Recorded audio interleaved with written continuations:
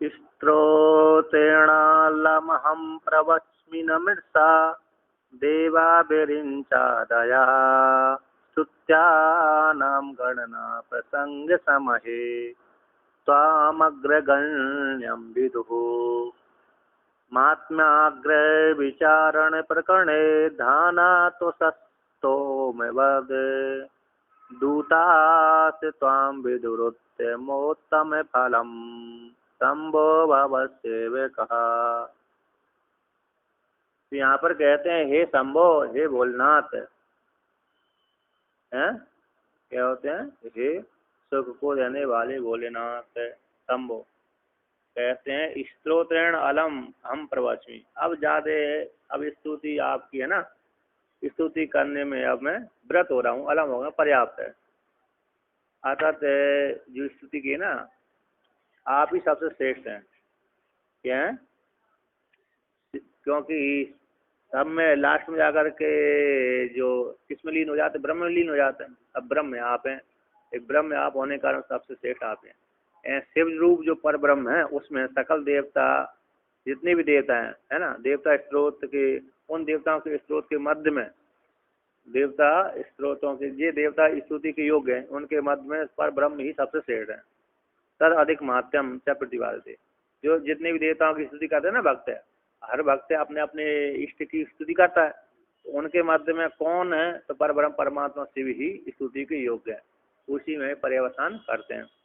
तो शंभो सुख, सम एवं सुखम अस्मादिति भक्ति शंभो, सुख जिससे होता है उसको शंभो बोलते हैं, उसकी संबुद्धि हो गई शंभो, हे शंभो। कहते हैं भगवत सेवका, आपके जो सेवक हैं, उनके, आप भगवान भोलेनाथ के जो सेवक हैं, अन्य के भी हैं, है ना, जैसे सबके से जो सेवक हैं, भगवत आपके भक्त है। कौन कौन है? ब्रिंचादय भी है। कौन से?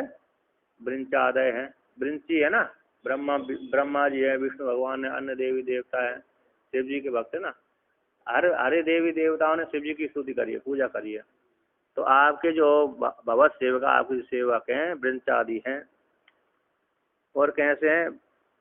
ब्रिंची बोलते कमलासन, और है ना, आदि यानी आदि है जिन देवताओं के ये शांति ब्रिंचादय, सबके आदि है ना। तो इति सकल कोशकार सम्मते, तीनों लोकों में है ना, देवा त्रिशु लोकेशु में प्रसिद्ध ब्रह्मादि 63 है। तो यहाँ पर तीनों लोकों में जो प्रसिद्ध देवता है 33 कितने हैं? 33 प्रधान होगा, उसके भाग भाग करते करते करते 33 करोड़ हो गए। 63 कोटि देवा, कितने हैं? 63 कोटि देवा, 3 करोड़ है, 3 करोड़ देवता है, उसमें से 3 करोड़ है, हाँ 33 हो गए और का, हाँ तो 33 बोलो, 33 बोलो, बात एक है ना। 33 करोड़ देवता, 3 पे 3 33, तो 33 करोड़ देवता हैं, उसमें से फिर 33 से प्रधान हो गए, उनको सबको घटाते घटाते 33 कर दिए, और 33 को फिर घटाए, 33 के आधे कितने हो गए? 15 ले लीजिए, 15 को फिर आधे घटा दिया, फिर उनको आधे में घटा दिया, फिर आधे में घटा दिया, 1.5 बचा, 1.5 का घटा 1 बचा, लास्ट का 1 परमात्मा ही शेष रहता है, सबको ले 1.5 आदि को, हाँ एक एक देवता से ही सारे 33 करोड़ हो जाते हैं। ये बृहदारण्य उपनिषद में आया है इसका, बृहदारण्य उपनिषद में निर्णय आता है याज्ञवल्क्य का संवाद में, राजा जनक के यज्ञ में याज्ञवल्क्य जाते हैं, वहां पर शास्त्रार्थ हो जाता है ऋषि ब्राह्मणों का। तो राजा याज्ञवल्क्य, राजा जनक अरे यज्ञ करते हैं, उसमें तो सारे ब्राह्मण आते, एक से बढ़कर एक श्रेष्ठ ब्राह्मण आते यज्ञ में।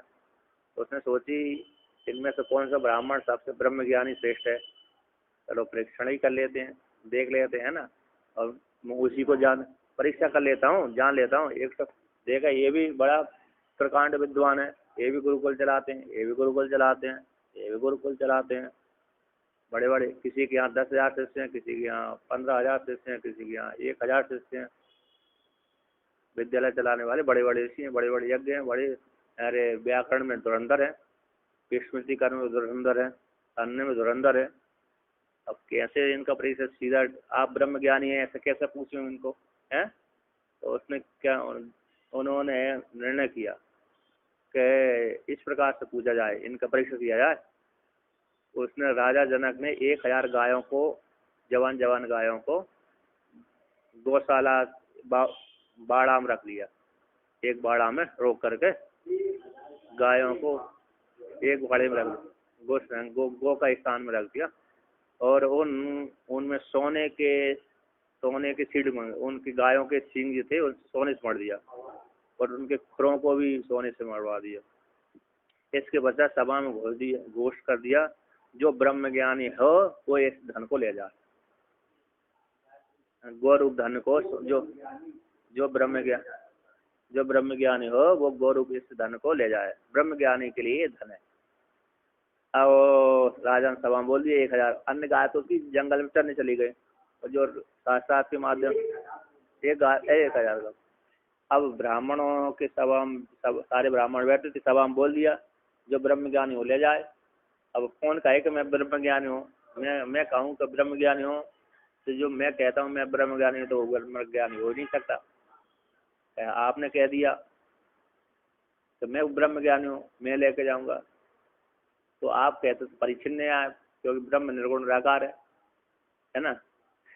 तो ज्ञानी कैसे होगा? तो सारी सभा बैठी हुई थी ब्राह्मणों की।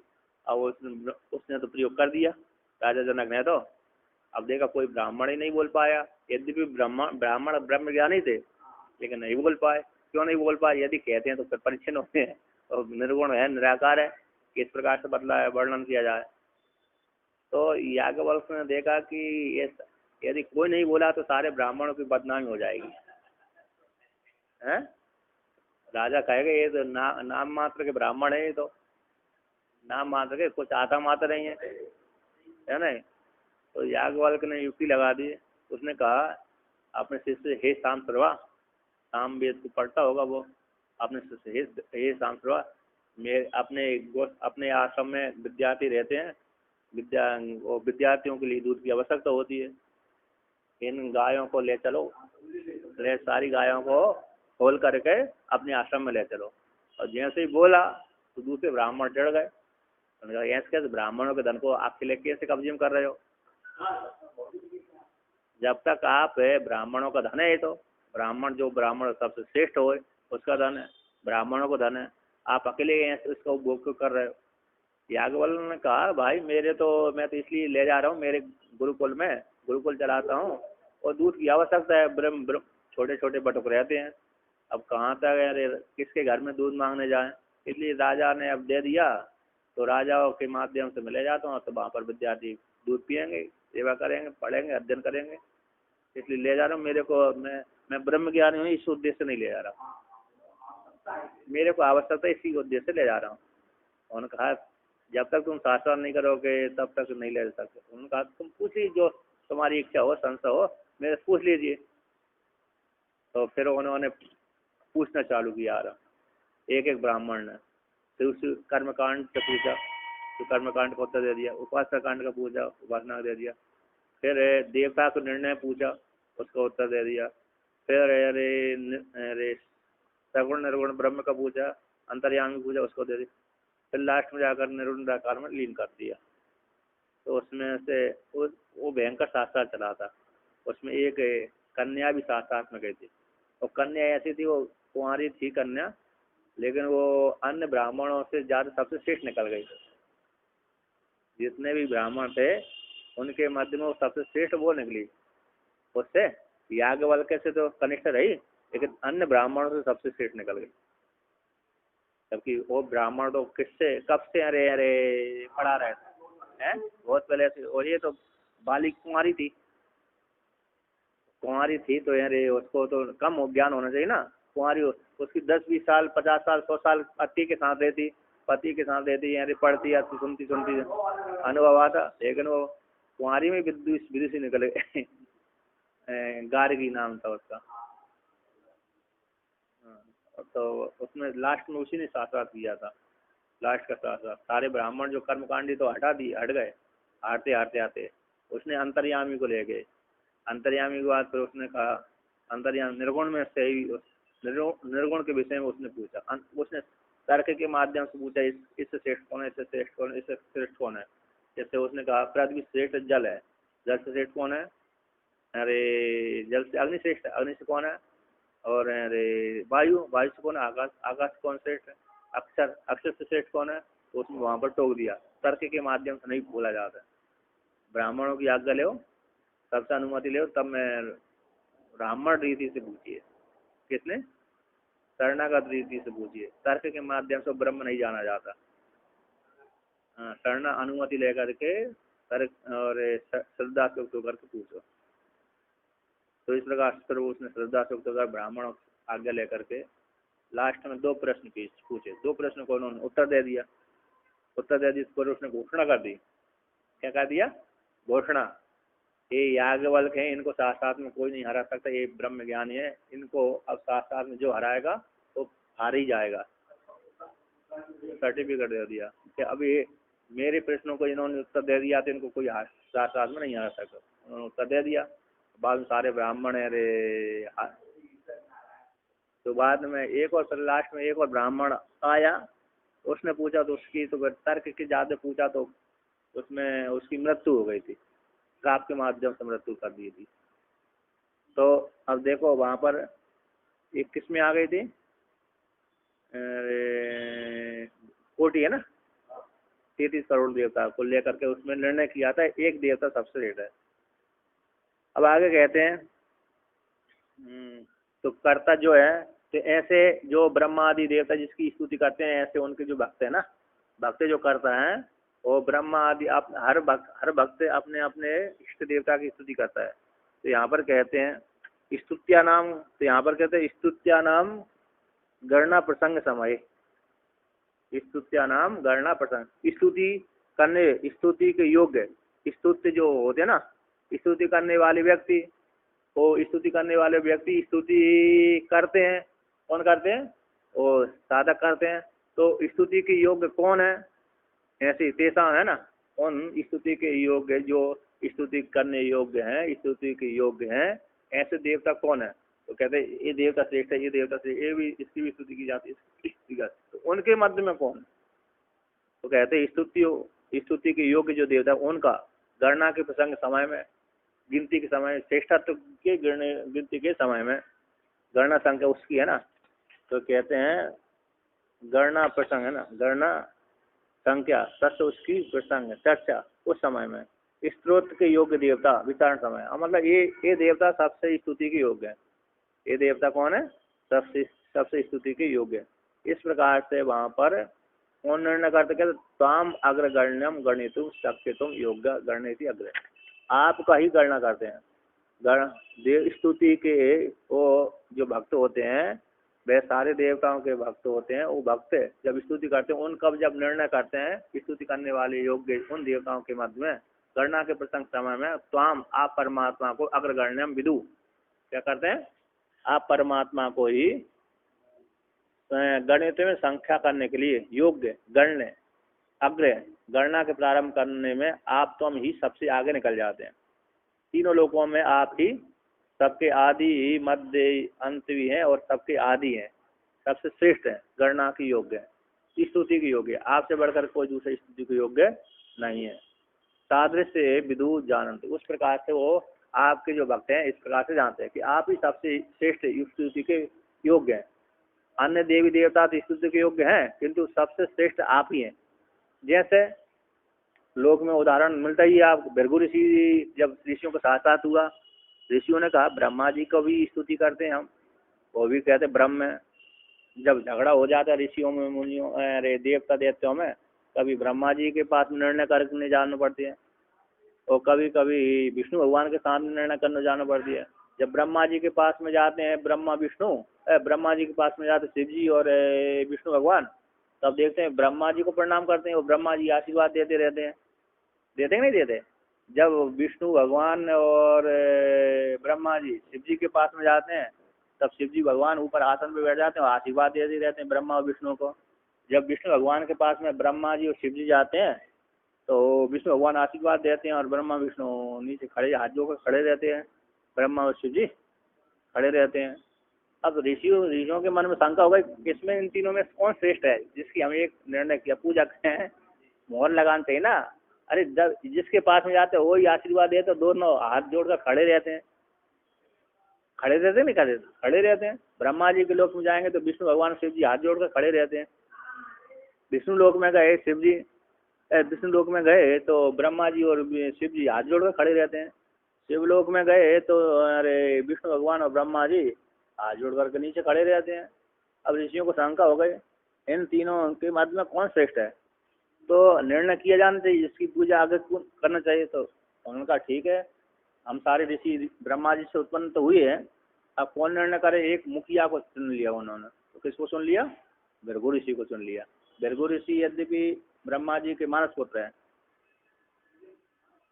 भृगु ऋषि। तो बाद में फिर यार वरुण से ही पैदा हुए, 2 बार पैदा हुए। श्राप दे लीजिए था किसी ने। हाँ, समय तो दूसरा आएगा ना, पहले पैदा होगा तो फिर दूसरे में पैदा होगा, तो समय तो होगा, है कि नहीं। तो भृगु ऋषि को चुन लिया उन सारे ऋषियों ने। तो सबसे पहले उन्होंने निर्णय किया, देवताओं को पहले से ही हटा दिया, देवताओं से पहले से ही हटा, किनारे कर दिया कि ये श्रेष्ठ नहीं, क्योंकि राक्षसों से डरते रहते राक्षसों से डर के मारे भाग जाते, देवताओं को पहले से कट कर दिया।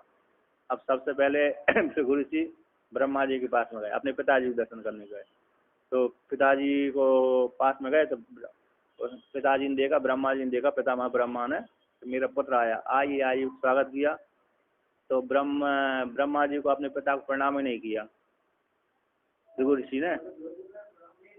हाँ, भृगु ऋषि ने प्रणाम नहीं किया, अथवा किसी कल्प में कर भी लिया। तो फिर उन्होंने कहा अरे पिताजी आप तो बुढ़े हो गए, अभी तक सृष्टि करते ही रह रहे हो, आप सठिया गए, बुढ़े हो गए, छोड़ो ये पदवी, सृष्टि करने की जो पदवी है ना उसको त्यागो, छोड़ो। अभी इतने सृष्टि करते करते आप इतने बुढ़े हो गए, अभी तक आपकी इच्छा भराई नहीं है, पूरी नहीं हुई सृष्टि करने की, छोड़ो इसको, त्याग पर दो। तो उन्होंने कहा ये मेरा पुत्र है, मेरे से इस प्रकार शिक्षा दे रहा है। उन्होंने दंड उठाया और दंड देकर के पीछे पड़ गए मारने के लिए। तो वहां से भाग गए, भृगु ऋषि भाग गए। उन्होंने कहा अब ये निकृष्ट हो गए, क्रोध आ गए। फिर शिव जी के पास में गए। शिव जी ने देखा है ये तो मेरा अरे अरे कौन आ रहा है, भाई आ रहा है, भ्राता आ रहा है, मेरे किसका है, ब्रह्मा जी के ही पुत्र है, भृगु है, और शिव जी भी ब्रह्मा जी से उत्पन्न हुए। तो भाई मेरा बड़ा भाई छोटा भाई आ रहा है, चलो छोटे भाई से गले लगा लो। तो शिव जी उठ करके अपनी पार्वती को, पत्नी को छोड़ दिया वहीं पर। कहाँ पर छोड़ दिया? पलंग जो होगा, गद्दी होगी जहाँ बैठने के स्थान, तो वहाँ से छोड़, उनको वहीं से छोड़ दिया। तो शिव जी आगे बढ़ करके अपनी आसन छोड़ करके भृगु ऋषि को गले लगाने के लिए गए, बाहों में भरने के लिए। उन्होंने कहा दूर दूर दूर दूर दूर, कहाँ नंग लड़ंगा तो नहीं, बागम्बर धारण, सर पे बिच्छू लगाए रहता है, सीता की भस्मी को धारण करता रहता है, मैं अपवित्र हो जाऊंगा। क्या हो जाऊंगा? सीता की भस्म लगाते हैं ना शिव जी, मैं तो कर्मकांडी हूँ शुद्ध, और तुम तो अरे सीता की जली हुई मुर्दे की भस्म लगाते, मैं अपवित्र हो जाऊँ, दूर दूर दूर दूर। और उन्होंने कहा अरे मेरे पास में यार, मेरे को बदनाम कर। उन्होंने त्रिशूल उठाया, तो त्रिशूल उठाकर मारने के लिए पीछे बढ़ गए। तो माता पार्वती लोग अरे ऐसे क्या कर रही है, आप तो भाई है, इसको रक्षा करो। तो माता पार्वती ने रोक दिया। तो शिव जी ने फिर थोड़ा क्रोध छोड़ दिया, तो वो भाग गए डर के मारे। फिर उनको निकृष्ट कर दिया। इसके पश्चात विष्णु भगवान के पास में गए लोक में। विष्णु भगवान सो रहे थे, माता लक्ष्मी अरे पैर दबा रहे थे। तो जाते ही विष्णु भगवान निद्रा में, तो जाते सीधा लात ही मार दी, इधर तो लात ही मार दी। हाँ, वो उठे नहीं, जा गए उस लोक में, गए क्षीर सागर में गए, बैकुंठ में नहीं था। बैकुंठ में तो बहुत पहरेदार बैठे होते हैं, बैकुंठ में क्या रहते हैं, पहरेदार रहते हैं। पहरेदार तो जाने नहीं देंगे, परमिशन लेना पड़ेगी। लेकिन क्षीर सागर में कोई परमिशन ही नहीं है, चारों तरफ जल ही जल है। तो वहां पर देखा, भृगु ऋषि गए वहां पर, देखा सोए हुए हैं, तो जाते सीधे ही लात मार दिया। ना तो उनकी पत्नी से परमिशन लेना पड़े ना कुछ। पत्नी देख रही मेरे पति को, मेरे मेरे मेरे सामने ही मेरे पति को मारा है, तो बड़ी रुष्ट हो गई। में से किसी स्त्री के सामने उसका पति को मारा जाए तो स्त्री को भयंकर क्रोध आता है। आना भी चाहिए, नहीं आना चाहिए, आना भी चाहिए, लेकिन उसी समय उनको भी आ गया। ए ब्राह्मण है, मेरे पति के शरण में आते रहते हैं और मेरे पति को मेरे सामने ही मार दिया। बड़ी दुष्ट हो गई वहाँ पर माता लक्ष्मी। अब विष्णु भगवान ने देखो भृगु ऋषि सीधा लात मार दिया। जैसी लात मारी तो चिन्ह पड़ गया। जैसा ही लात मारी भृगु ऋषि ने, अरे कहाँ पर, विष्णु भगवान के हृदय में। हृदय में लात मारते ही वो चिन्ह स्थायी हो गया। तो भृगु ऋषि के चिन्ह स्थायी हो जाने से ब्राह्मणों के चरणों में लक्ष्मी निवास करती है।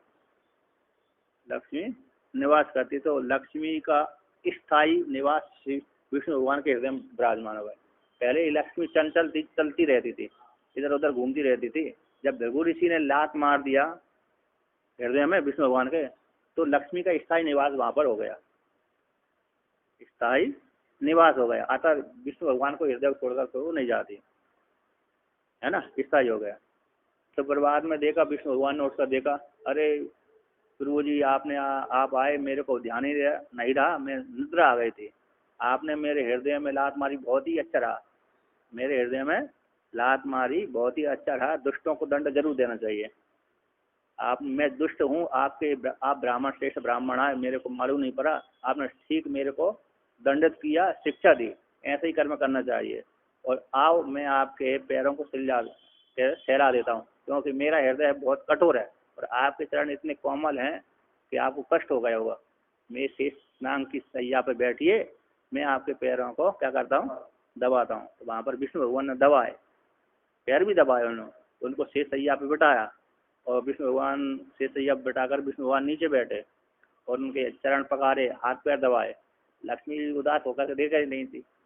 लक्ष्मी जी तो मजबूरी है, पति ऐसे कर रहे हैं तो क्या कर रहे हैं आप। तो उन्होंने कहा कैसे आना, दर्शन करने आए थे जो भी आए। फिर वहाँ से बिना सोच बोले चले गए। अब इधर लक्ष्मी ने फिर श्राप दे दिया था उनको। लक्ष्मी जी ने ब्राह्मणों को श्राप दे दिया था। तो जाओ, उन्होंने ब्राह्मण श्राप दी कि आज से ब्राह्मण दरिद्री होंगे दरिद्री होंगे। क्योंकि पत्नी को ये सामने ही पति को मार दिया है ना, पत्नी के सामने पति को मार दिया, तो लक्ष्मी रुष्ट हो गई ब्राह्मणों से। भृगु ऋषि ब्राह्मण थे,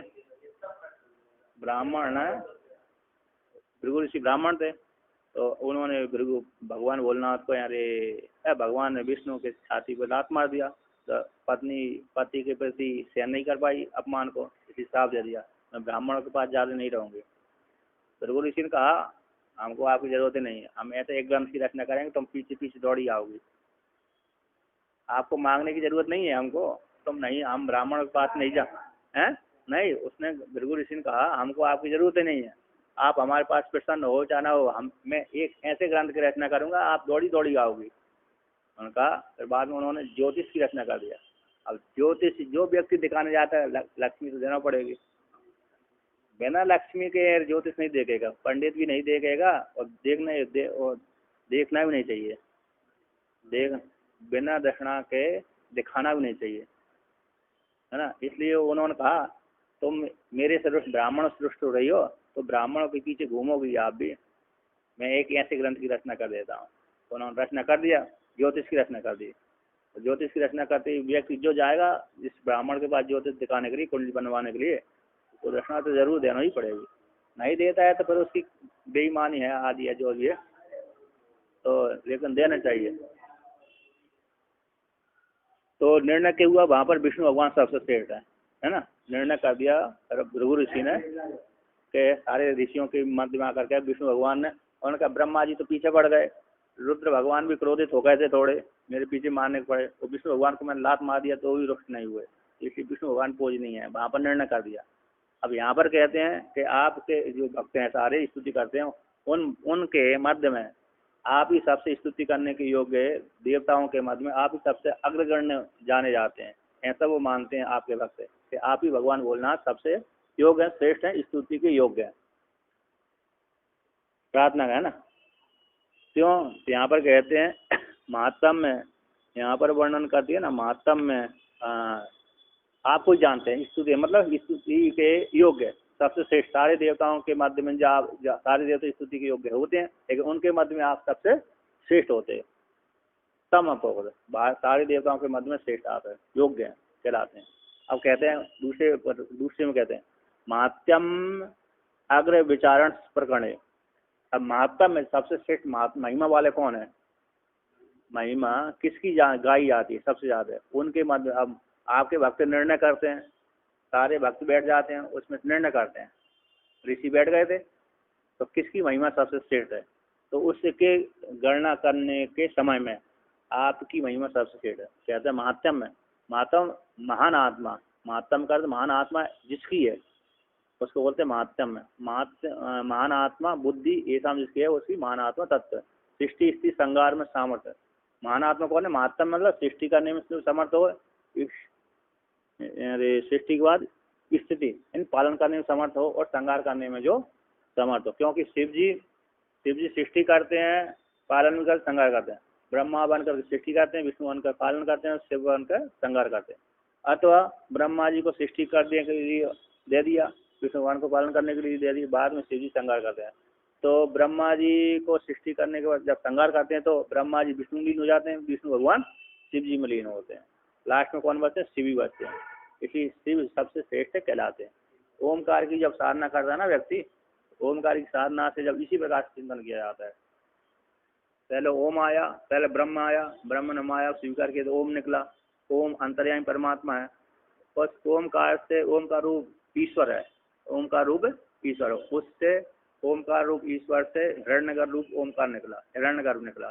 हिरण्यगर्भ से फिर विराट बना, यानी ईश्वर हो गया समष्टि अज्ञान के माया का अभिमान देता।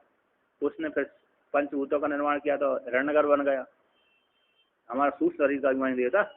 फिर उसने सूक्ष्म शरीर बिना स्थूल के नहीं ठहरता, फिर उस संपुष्टि पंचीकरण का स्थूल पंचीकरण किया तो विराट बन गए।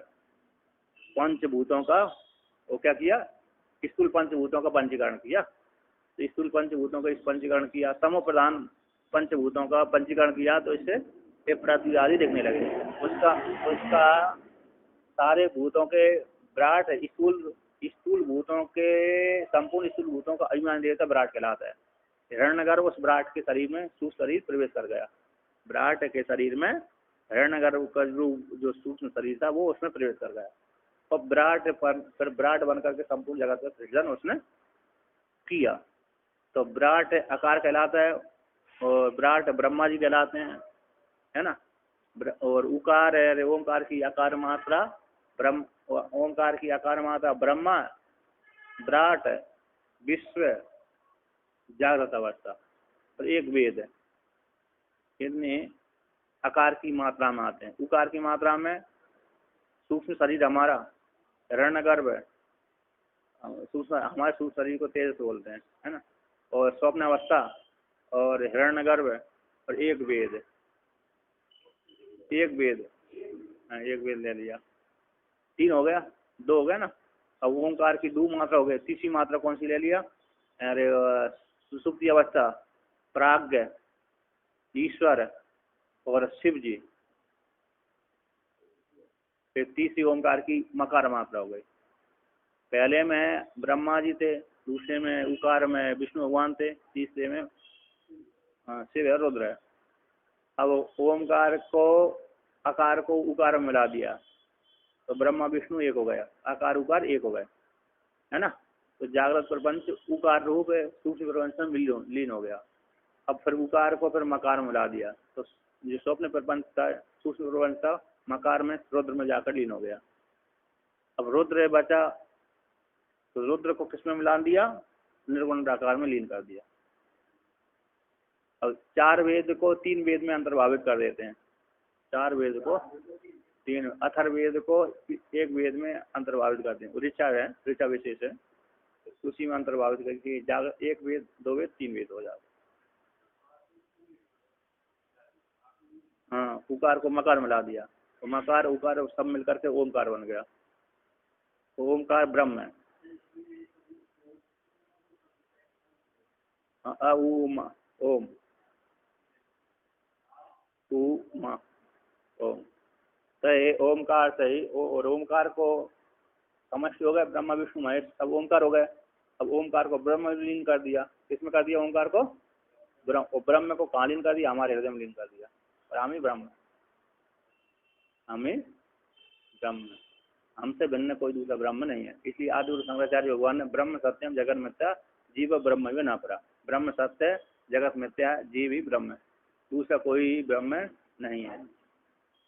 तो यहाँ पर कहते हैं मात्यम अग्र विचारण प्रकरण है, तो महिमा मानात्मा बुद्धि इसकी है, ऐसे भाव उसके भाव तत्व को सृष्टि संहार करने में समर्थ है, ऐसी जो भाव है ऐसा उसका अग्र विचारणा है ना, सृष्टि करने में समर्थ है, ऐसे उसके अग्र विचारण में प्राथमिक चर्चा तत्व उसी का प्रकरण है। प्रकट रूप से जो क्रिया है, जिसमें प्रकट रूप से जो क्रिया है, ऐसे उसके कहते दाना तुष स्तोम बद भूता, यानी महात्म का विचारण करेंगे उसमें ये सबसे ये श्रेष्ठ आएंगे। महात्म के विचार के प्रकरण में इनका जब प्रकरण करेंगे तो उसमें दाना तुष स्तोम बद, दाना बोलते हैं ना, ऐसे मोटी दाना, भ्री है चावल लेता है, भ्री किसान खेत में अरे भ्री बोता है, चावल बोलता है, तो चावल बोते के बाद फल पक जाता है तो उसको भ्री बोलते हैं। क्या बोलते हैं? भ्री। तो उसको भ्री बोलते हैं, जब तक छिलका नहीं निकले तब तक भ्री है। अब किसान घर में लाया तो उस भ्री में छिलका रहता है ना, चावल में छिलका रहता है। अब भ्री को कूटता है तो तुष अलग हो जाता है और चावल अलग हो जाता है, तो कहते हैं भ्री तुष, दाना तुष, दाना को जो छिलका से युक्त जो तुष है उनका जो समूह है, उनका जो समूह, अब कूट दिया हमने तो कूट देने से तुष अलग हो गया, छिलका अलग हो गया और चावल अलग हो गया। तो उसी प्रकार से स्तोम यानी समूह के समान, तो जो हमने महात्म के विचार के प्रकरण के समय में सारे देवताओं को महिमा का जाना, सारी देवताओं की इसकी कितनी महिमा, इसकी कितनी महिमा, इसकी कितनी, तो जैसे चावलों से तुष निकाल दिया जाता है समूह के रूप में, तो उसको फेंक दिया जाता है हवा के माध्यम से, कैसे हो, उसी प्रकार से महात्म की महिमा को गणना के समय में अन्य देवताओं को हटा दिया जाता है और शिव जी मात्र शेष रहते हैं।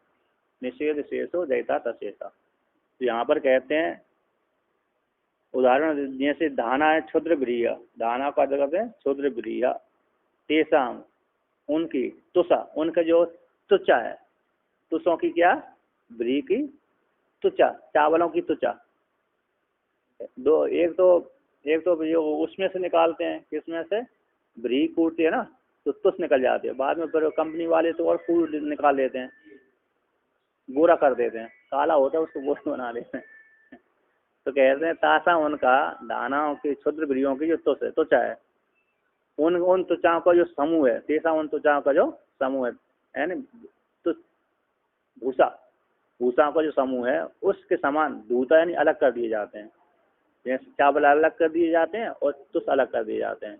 तो दूता कर दिए, दूता के अर्थ पराजिता भगा दिए जाते हैं, क्या कर दिए जाते हैं, हवा के माध्यम से उड़ा दिए जाते हैं, अलग कर दिए जाते हैं, पराजिता भगा दिए जाते हैं। संता तो ताम, तो आप ही कैसे हैं, इसके पश्चात कहते जब भगा दिया तो दूता स्वाम, अरे विदुर उत्तमोत्तम फलम, आप ही को ही जब वो उसको हटा दिया तो साफ हटा दिया तो क्या बचा, चावल बचा। जब हमने धान रूप ब्री को कूट लिया और वायु से उड़ा दिया, अलग अलग कर दिया तो तुष अलग हो गया, चावल अलग बचा। तो आप ही फल के श्रेष्ठ फल के रूप में, चावल के रूप में आप ही श्रेष्ठ रहते, अवस्थित रहते हैं। अन्य जो ब्री अरे तुषा के रूप में जो अन्य देवताओं आए थे, और देवता अन्य देवता तो कैसे हो जाते हैं, उड़ जाते हैं, हवा के माध्यम से उड़ जाते हैं।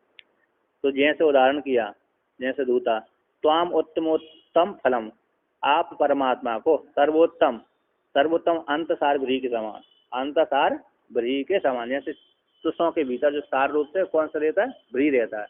जैसे दूध है ना, दूध का सार कौन सा रहता है, घृत रहता है, दूध का सार घृत रहता है। उसी प्रकार से जो ब्रियों का सार चावल रहता है, ब्रियों का, क्योंकि भूसा को तो हम नहीं खाते, भूसा को तो जानवर आदि खाते हैं, तो ब्री को जैसे सार चावल रहता है, उसी प्रकार से आप चावल के समान आप परमात्मा रूप से भी सबसे सार रहते, उत्तम फल वाले, फलों के मध्य में भी उत्तम फल वाले आप हैं।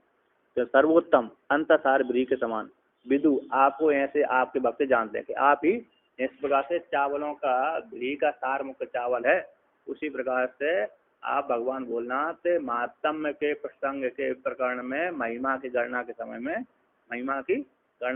आपको भी सबसे श्रेष्ठ महिमा वाली जानते हैं। इसलिए शिवानंद लहरी भी है, लेकिन शिव महिमा उसी का शिव महिमा स्त्रोत्र महिमना से पारम परम विदु यद्य सदृशी है ना। भगवान भोलेनाथ की जो महिमा है अपरंपार है, उसका पार तो आ ही नहीं सकता कोई। असत गृह समम सात का जलम सिंधुपात सुरतरु वर्षा का लेखनी पत्र मुर्गी एकति अधि गृहीत्वा शारदा सर्वकालम तदपिता गुणाना मीस पारम न आती।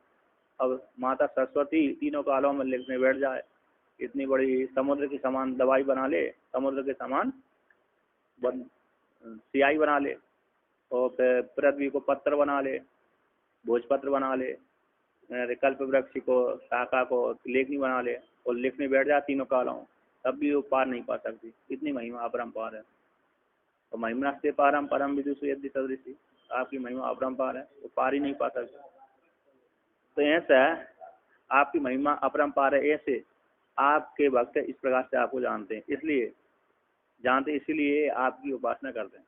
जैसे उदाहरण दिया, जैसे खले में किसान है ना, खेत में धान शुभ्रीकरण में धान को जो शुभ्र करता है ना, कूटता है आदि है, उसमें बात हाथ टूसा, बात के हाथ के द्वारा हवा के माध्यम से टूस के दूरी कर दिए जाते हैं।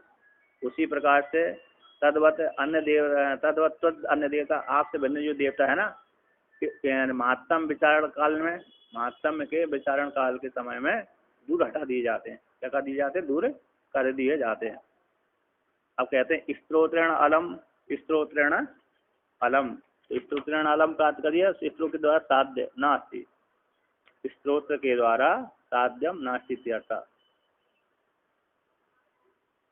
यहाँ पर हिंदी के अब स्तुति करने में आप समर्थ नहीं हो, व्रत हो। अलम यानी समर्थ होता है, अलम यानी पर्याप्त होता है, अन्य कई अर्थ पर्याप्त समर्थ नहीं निषेध भी होता है। स्त्रोत्र के द्वारा साध्य न स्थिति, भगवान भोलेनाथ कैसे हैं? इसी के द्वारा साध्य हो जाए, ऐसे ब्रह्म व्यापक ब्रह्म है ना परमात्मा, व्यापक परमात्मा। अब एक परिचय यदि स्त्रोत्र के द्वारा साध्य हो जाए तो परीक्षण हो जाएगा, है माप लिया जाएगा ना, तो मापा नहीं जा सकता है। अब परमात्मा अनंत है, अब कहाँ तक मैं स्तुति करूंगा आपकी? हैं परमात्मा एक होता, निश्चित होता तो मैं अरे स्तुति कर देता। अब परमात्मा है अनंत, अनंत है और अनादि है। कब अनादि है अनंत है, आदि मध्य अंत से रहित है, आदि मध्य अंत से रहते हैं, है ना। आदि भी नहीं है, मध्य भी नहीं, अंत भी नहीं है, आदि मध्य अंत से रहते हैं। कहने के लिए अनंत कह दिया उसको, कहने के लिए अनंत कह लिया, तो आदि मध्य अंत से रहते हैं। ऐसे परमात्मा को इसके द्वारा कैसे साध होगा, है ना। ऐसा परमात्मा ईश्वर के द्वारा साध नहीं होगा, इसलिए मैं कहाँ तक स्तुति करूँगा, उसके लिए तो शब्द ही नहीं है ना। जीवन भर भी आपकी स्तुति करता रहूँ तो तब भी आपको पा नहीं पाए। चलो एक कल्प की सृष्टि को पार पा लिया, तो आप सृष्टि कब से चले आ रहे हैं। एक सृष्टि की अब मैं मान भी लेता हूँ कि आपकी एक सृष्टि को लेकर के आपकी स्तुति के आप मेरे द्वारा आपकी स्तुति के द्वारा आपकी पार पालूँ एक सृष्टि के द्वारा, किंतु आपने सृष्टि अनंत की है। सृष्टि आपकी एक सृष्टि होती तो मान भी लिया जाता कि आपके स्तोत्र के द्वारा साथ हो जाएंगे आप, किंतु आपकी सृष्टि भी अनंत है। आप अनंत उसी प्रकार से आप सृष्टि भी अनंत। कब से सृष्टि कर रहे हैं, कब तक करेंगे मालूम नहीं, इसलिए स्तोत्र के द्वारा आप साध्य भी नहीं है। इसलिए मिर्सा अन्नतम न बच्मी न बदाम, तो मैं इसलिए मिर्सा झूठ नहीं बोला, मैं भक्त है आपके विषय में झूठ नहीं बोला। मेरे द्वारा आप है एक इस स्रोत के द्वारा साध्य नहीं हो सकते, आप अनंत गुण वाले हैं। इसलिए हे भोलेनाथ, अब इस स्रोत के द्वारा उपराम की प्राप्ति करता हूँ। क्या करता हूँ? अब इस स्रोत की जो स्तुति मैंने की है थोड़ी सी वाक्य रूप से आपके चरणों में अर्पण करता हूँ, इस स्रोत के लिए विश्राम लेता हूँ। तो यहाँ पर कहते हैं यथा जिस प्रकार से मेरे द्वारा स्तुति की गई है सत्यम है, जो मेरे द्वारा स्तुत है वह सत्य है, श्रुति स्मृति प्रसिद्ध है। मैंने जिन भगवान की स्तुति करी ना, जिन भगवान भोलेनाथ की स्तुति करी है पहले से ही स्वतः सिद्ध है। एक तो वेद में सिद्ध है, स्मृतियों में सिद्ध है, पुराणों में सिद्ध है, सब में ही सिद्ध है। उसी सत्य परमात्मा की मैंने स्तुति करी। मैंने किसी दूसरे से भिन्न आदि की नहीं, जो सिद्ध नहीं है उसकी स्तुति नहीं करी। जो पहले से स्वतः सिद्ध है, कैसे आत्मा, वो आत्मा कैसे स्वतः सिद्ध होता है? ब्रह्म स्वतः सिद्ध है, परता सिद्ध नहीं है। तो स्वतः सिद्ध परमात्मा जो श्रुति स्मृति पुराण आदि में प्रसिद्ध है, उसी की स्तुति करिए। अन्य मत आकांक्षा साध्य नाते, जैसे दूसरे है ना, दूसरे की आकांक्षा साध्य हो जाए, जैसे घटपट का साध्य करते हैं ना, घटपट को देख लेते हैं, ऐसे परमात्मा अन्य वादियों के मत के द्वारा साध्य वो नहीं है। अर्थात वेदांत शास्त्र के प्रति श्रद्धा, गुरु के प्रति आदर भाव, श्रद्धा से युक्त होकर के उसी के द्वारा परमात्मा जाना जा सकता है। जो श्रद्धावान है ऐसे पुरुष के द्वारा परमात्मा जानने के योग्य है। अन्य मति के द्वारा, तर्क मति से परमात्मा जानने योग्य नहीं। जैसे नैयायिक आदि परमात्मा को जानने की इच्छा करते हैं, ईश्वर को जानने की इच्छा करते नैयायिक है, सांख्य मत वाले भी करते हैं, बौद्ध मत वाले भी करते हैं, तो वो नहीं जान पाते, क्योंकि तर्क के द्वारा का जानते हैं। तो तर्क के द्वारा वो परमात्मा, तर्क का वो विषय बनता नहीं है। परमात्मा तर्क का विषय है नहीं है, और वो दूसरे वादी जानते हैं, तर्क के द्वारा जानते हैं। नैयायिक बड़े तर्क वाले होता है, तर्क करते करते कुतर्की हो जाते हैं। कुतर्क कहाँ देखने को मिल, कुतर्क आपको कहाँ देखने को मिलेगा? बोला कोर्टों में मिलेगा। जैसे कोर्टों में ना, और तर्क नहीं करते, कुतर्क करते हैं। सारे जो जितने भी जज भी हैं, वकील आदि है ना, कुतर्की होते हैं, क्योंकि वो निर्णय तो ठीक ठीक नहीं देते हैं, लोभी हो जाते हैं।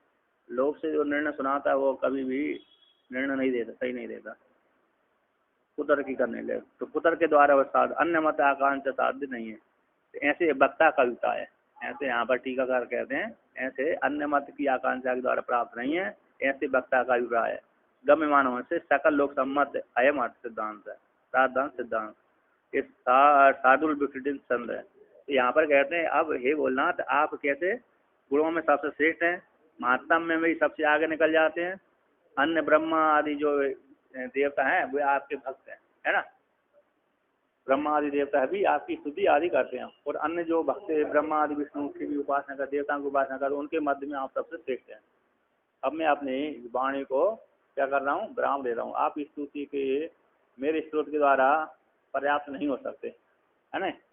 मेरे स्त्रोत के द्वारा साध्य नहीं, कितने अनंत परमात्मा है, मैं वो स्त्रोत द्वारा आपको परिचिन्न नहीं कर सकता। मैं झूठ भी नहीं बोला, और आप ही सबसे श्रेष्ठ हैं, आप पूजनीय हैं, सबसोत्तम है। फल के और फलों के मध्य में भी आप 60 स्वरूप हैं।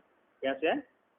फल के जो जैसे चावल है, भ्रीक में जैसे चावल 60 स्वरूप है, उसी प्रकार से आप हर भक्तों के अभिष्ट फल को देने वाले हैं। आप ही आनंद रस, सत्यम ज्ञानम आनंदम ब्रह्म, सत्यम ज्ञानम आनंदम ब्रह्म। रसो वैसा, श्रुति कहती है वह परमात्मा रस रूप है, रसो वैसा, सब है परमात्मा ही रस है, सार है। और दूसरी श्रुति कहती है सत्यम ज्ञानम अनंतम ब्रह्म, वे ब्रह्म है, सत्स्वरूप अनंत ज्ञान स्वरूप, और सत्यम ज्ञानम अनंतम ब्रह्म। और दूसरी श्रुति कहती है सत्यम ज्ञानम आनंदम ब्रह्म। एक सत्यम ज्ञानम अनंतम ब्रह्म, एक सत्यम ज्ञानम आनंदम ब्रह्म। एक बृहदारण्य उपनिषद की श्रुति है, एक तैत्तिरीय उपनिषद की श्रुति है। एक में अनंत आया, एक में आनंद आया। तो सत्स्वरूप, ज्ञान स्वरूप, अनंत स्वरूप, आनंद स्वरूप परमात्मा। और वह परमात्मा कैसा है? वही हमारा स्वरूप है, इसलिए वो सार है। एक को हम अद्वितीय नेहा नानास्ति किंचन, एक परमात्मा अद्वितीय, नाना जगत है, उसमें कुछ भी नहीं है। वही हमारे हृदय रूप गुहा में निवास करता। इस प्रकार से भगवान भोलेनाथ ने, आदिगुरु शंकराचार्य भगवान ने भक्त को निमित्त बना करके स्तुति की।